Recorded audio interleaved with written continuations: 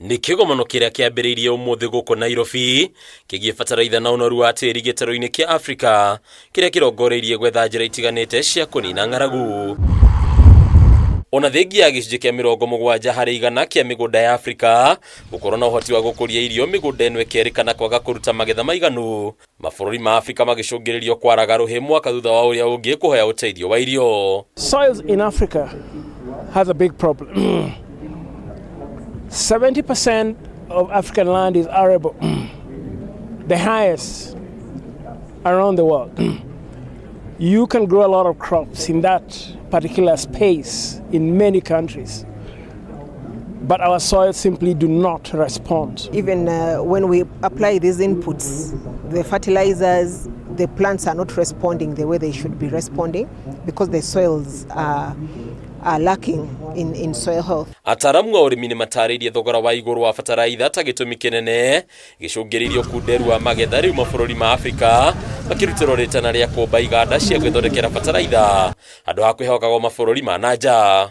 It is important to recognize that we cannot achieve our aspiration of eliminating hunger and poverty if we do not take a sustainable approach to soil health, prudent use of agricultural inputs, environmental conservation, and embracing of technologies. The current soil fertility replenishment strategy is based on the integrated soil fertility management practices which advocate for the use of both organic and inorganic fertilizers for balanced nutrient fertilization. Soil health has a real direct effect on food security because it's the primary starter at that productive chain.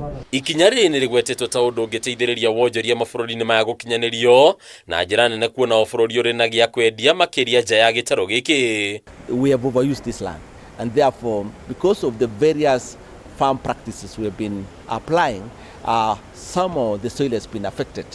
And now from the studies it has shown that there is need to look for a better way of treating this soil, and more importantly to look for specific nutrients. So we've been walking our pace, trying to leverage as much as we can from the gifts of nature.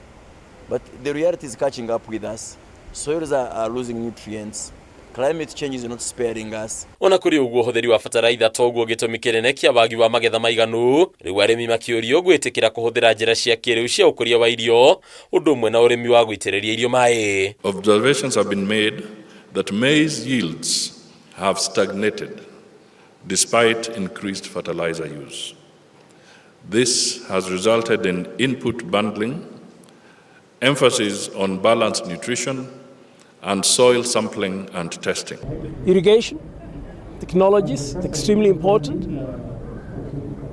Crop varieties which are resistant to drought and pests is very important. KIGOMANO giki guthie na mbere nginyagia muthe wa kana ikuruhania mabũrũri matiganite gĩtarũ-inĩ kia Afrika na honge cia kĩmabũrũri. Haũri-inĩ Kameme TV retora kwa nĩ Bataru wa Mwagi.